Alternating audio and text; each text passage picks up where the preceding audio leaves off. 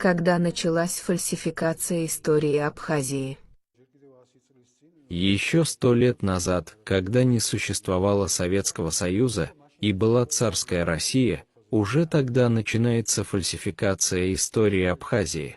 Также Петр Карлович Услар не по случайности поступил так, как поступил.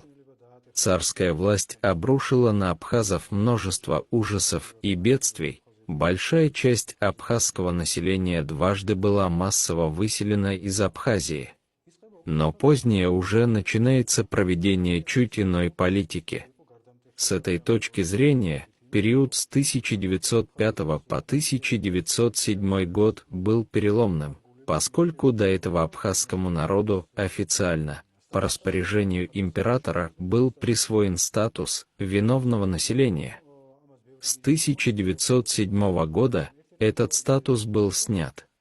Снятие статуса виновного населения имело множество причин, и мы долго могли бы говорить об этом, но один из главных причин заключалась в том, что царизм решил в большей степени противопоставить абхазов грузинам.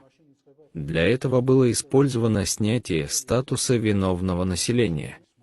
В связи с этим абхазам были предоставлены различные привилегии, и уже тогда начинается фальсификация истории Абхазии.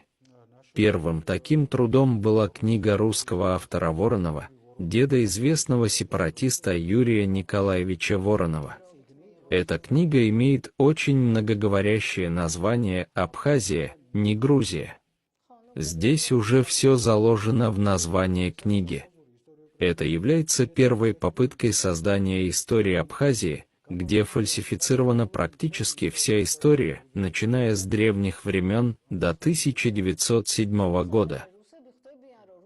Однако, потом русские понимают, что книга с таким названием не должна иметь русского автора, и лучше, если автором такой книги будет, например, Инал-Ипа.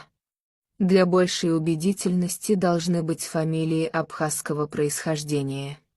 Или хоть грузинские фамилии. Да, хоть грузинские фамилии. Грузинские фамилии особенно важны, когда ты апеллируешь и опираешься на грузина.